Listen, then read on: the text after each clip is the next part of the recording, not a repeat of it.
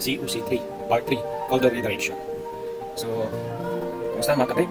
Nandito naman tayo sa Part 3. So, last meeting, gumawa tayo ng organizational unit, saka users, sa candidates, saka trainers. So, sa ngayon, folder redirection po ang natin. So, Server Manager, punta tayo sa Tools. Mag-umpisa muna tayo. Doon sa ating File Explorer, sa local disk E, gagawa tayo ng folder. So, right-click and then select New, saka Folder. Yan. Gagawa tayo ng folder na Redirection. So, i-rename natin yan. Redirection. Okay? So, i-open natin ang folder ng Redirection. Right-click and open. Sa loob ng folder Redirection, gagawa tayo ng folder ulit. So, right-click and New Folder. Para kay trainer at para kay candidates yung folder. So, bakit tayo gagawa ng folder ng trainer candidates? Para maging organize yung mga files natin, yung mga gagawin natin. So, sa candidates, right-click and properties, sharing, and advanced sharing. Tapos, i-check nyo yung share this folder. Pagkatapos ma-check share this folder, i-click natin ang permissions. Tapos, i-remove natin yung everyone. Mag-add tayo and i-type yung ang AU, administrative o authenticated users. Yan. So, okay. And, yan, meron na tayong group or usernames. So, i-check natin ang full control para kay authenticated users and then apply. Okay. And click okay. So, mamaya, kailangan natin yung network pa. Yan, kukuplayin natin yan para gagamitin natin mamaya. Close. So, yan po yung paraan kung paano mag-share ng folder. So, sa trainer naman, gagawin natin, same process. So, click na natin yung advanced sharing. Check, share this folder. Permissions. Remove yung everyone. Click add. I-type yung ang AU. Check. I-click ang check names. Yan. And then click OK. Tapos, full control para kay AU. And apply. OK. Apply. OK. Close. So, yan, kailangan din natin mamaya yung network pack ni trainer. So, mamaya, babalikan natin yan. So, okay na, tapos na yung folder natin. Next, na gagawin, punta tayo kay Server Manager. So, sa Server Manager, kailangan natin i-click ang Tools. Tapos, pagkatapos, punta tayo sa saan ba? Okay, ito sa Group Policy Management. So, sa folder redirection, Group Policy Management ang gagamitin natin. So, sa side arrow ng forest, css.org, click. Side arrow ng domains, sa domain, side arrow. Yan. And then, sa css.org, side arrow. Okay, so, next step, sa candidates muna. Sa candidates muna tayo. Side arrow kay candidates. Yan. And then, right click. Right click natin. Tapos, create a GPO in this domain and link it here. I-rename natin candidates na rin ang ilalagay natin. So, yan. Click OK. Okay, so i-click natin ang nagawa nating GPO, candidates, and then OK. Tapos, so kapag na-click na yung GPO na candidates, yan, punta tayo sa delegation. Sa delegation, dapat naka-highlight ang authenticated users. Tapos, click advanced.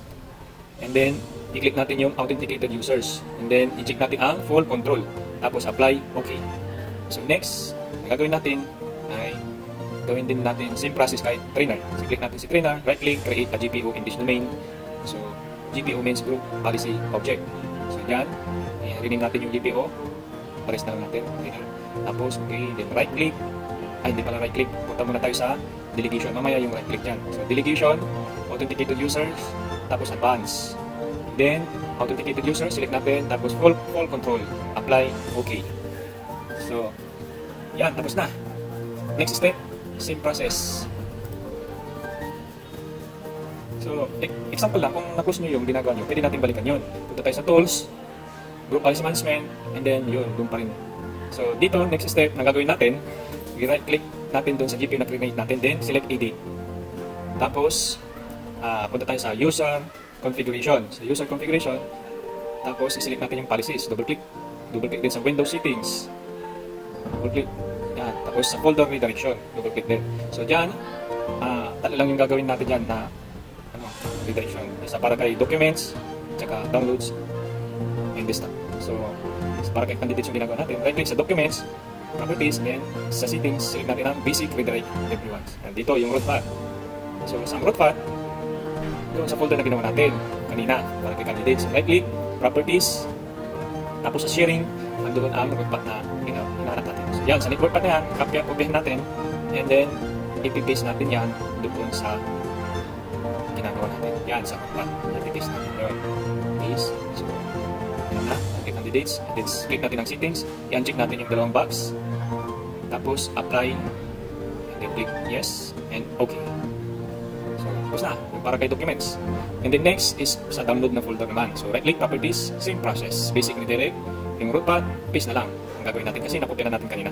So i-uncheck natin yan sa settings, apply, yes, and okay. And then last is the desktop, right click, properties, basic redirect, root path, paste lang, then sa settings, uncheck, and apply, oh yes, and okay. So tatlong folder lang para kay candidates ang may i-redirect sa server. So close, tapos na. Next is sa printer naman tayo. Sa printer, doon sa GPU na ginawa natin, yan, i-click natin yun, then okay, tapos right clicks doon, and then click edit. So same process, ginawa natin kay candidates, yung gagawin natin. So user configuration tayo, policies, yan, double click din sa Windows settings, double click sa folder redirection. So tatlong folder din yung gagawin natin sa desktop, downloads, and documents. So kailangan natin yung root path o network path para kay trainer. So paano kunin ganito? Right click nyo doon sa folder na ginawa natin kanina, and then click sharing, yan sa network path. So right click, copy, and right click, copy, and i-paste natin dyan. Tapos sa settings, apply, yes, okay.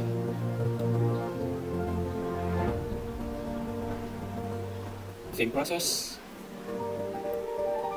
Yan. So, click OK, yes. Yan, tapos na. Isa na lang, downloads.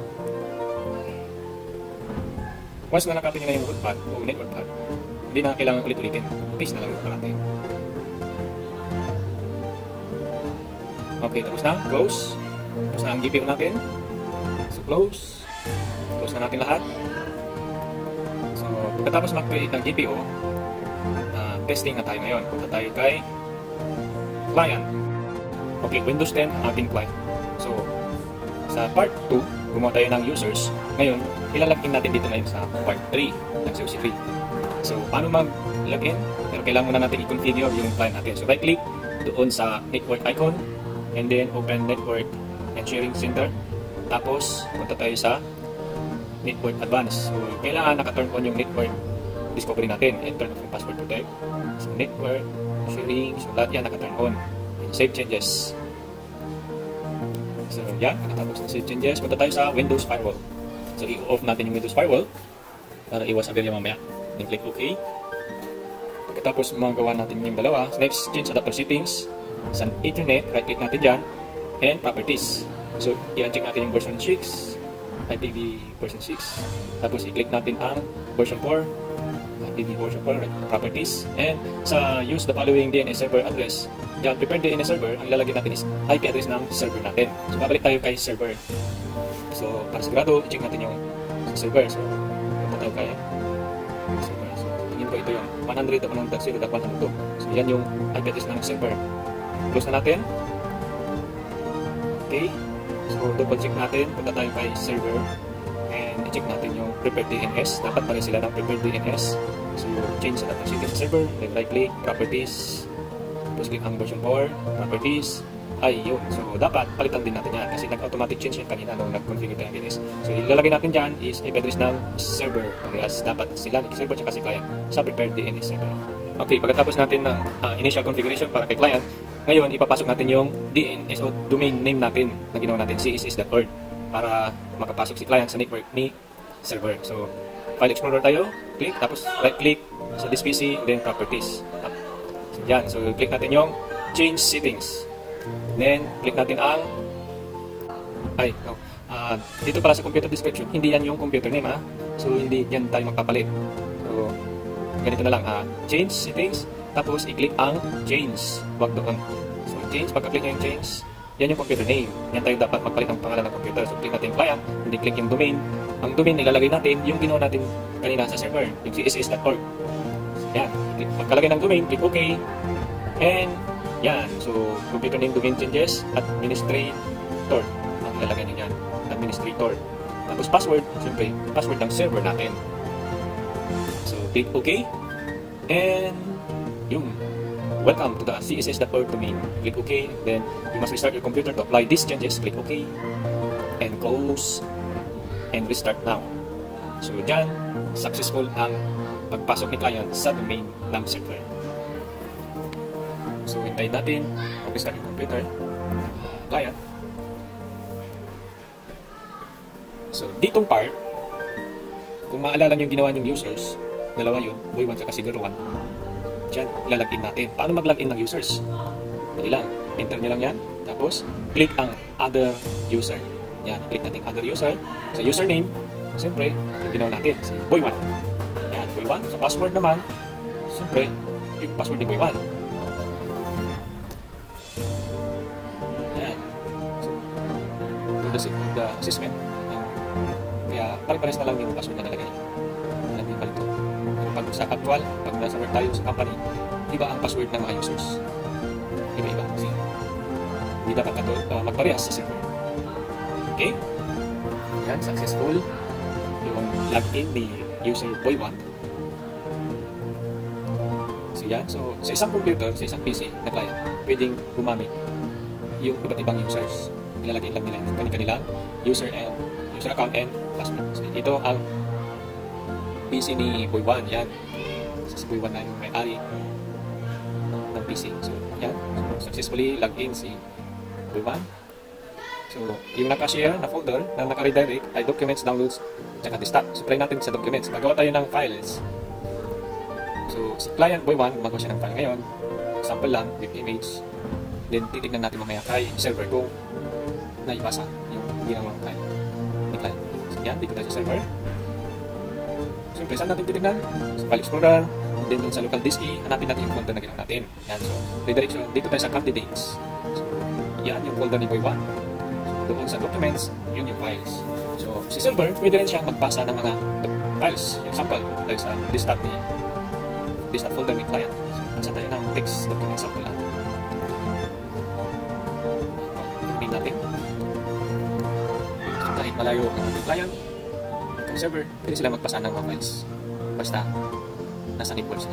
Yan. So, sa desktop, meron na siyang na-receive na files mula kay server. So, successful. Ganun lang po. Maraming salamat.